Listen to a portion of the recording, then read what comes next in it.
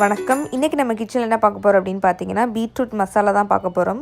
இப்போ அதுக்கு நான் ஒரு 3 பீட்ரூட்டை கட் பண்ணி வச்சுருக்கேன். நம்ம பீட்ரூட் பொரியலுக்கு மாதிரி குட்டி குட்டியாக கட் பண்ண வேணாம், கொஞ்சம் பெருசாகவே கட் பண்ணிக்கலாம்.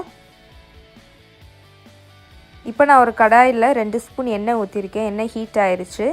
இப்போ நான் ஒரு அரை ஸ்பூன் சோம்பு ஆட் பண்ணிக்கிறேன்.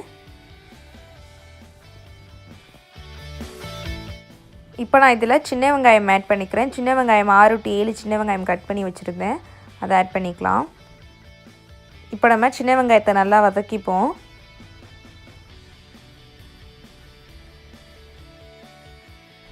இப்போ சின்ன வெங்காயம் நல்லா வதங்கிருச்சு. நம்ம கட் பண்ணி வச்சுருக்க பீட்ரூட் ஆட் பண்ணிவிட்டு அதையும் நல்லா வெங்காயத்து கூட மிக்ஸ் பண்ணிடலாம்.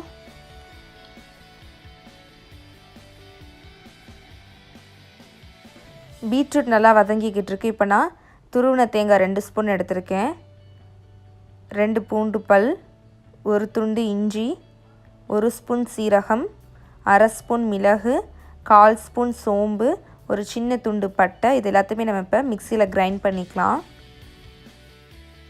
தண்ணீர் ஆட் பண்ணி நல்லா ஃபைன் பேஸ்ட்டாக கிரைண்ட் பண்ணியாச்சு. இப்போ நம்ம இதை பீட்ரூட்டில் ஆட் பண்ணிக்கலாம். இப்போ இதில் 1/4 டீஸ்பூன் மஞ்சள்தூள் ஆட் பண்ணிக்கலாம்.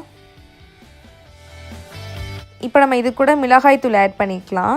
நம்ம ஏற்கனவே மிளகு போட்டிருக்கனால நீங்கள் காரம் பார்த்து போடுங்க. உங்களுக்கு எவ்வளோ வேணுமோ அந்தளவுக்கு நீங்கள் மிளகாய் தூள் ஆட் பண்ணிக்கோங்க. ஆட் பண்ணிவிட்டு நல்லா மிக்ஸ் பண்ணிடுங்க.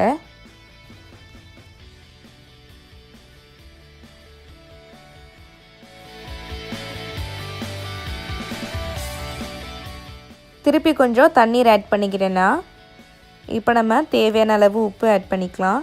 ஆட் பண்ணிவிட்டு நல்லா தண்ணீர் வத்துற வரைக்கும் கொஞ்சம் வேக விடுங்க. இப்போ நம்ம இதை ஒரு 10 மினிட்ஸ்க்கு மூடி வச்சிடலாம்.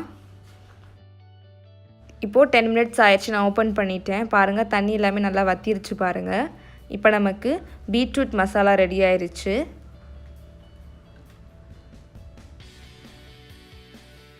இப்போ சுவையான பீட்ரூட் மசாலா ரெடி ஆயிடுச்சு.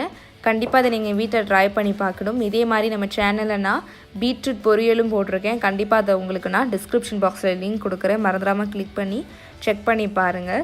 இந்த வீடியோ பிடிச்சிருந்தா லைக் பண்ணுங்கள். உங்கள் நண்பர்களும் இந்த ரெசிபியை செஞ்சு சாப்பிட்ணுன்னு நினச்சிங்கன்னா அவங்களுக்கும் மறந்துடாமல் ஷேர் பண்ணிடுங்க. சேனலை மறந்துடாமல் சப்ஸ்கிரைப் பண்ணி வச்சுக்கோங்க. அப்போ தான் இந்த மாதிரி வீடியோலாம் நீங்கள் உடனே பார்க்க முடியும். தேங்க்யூ.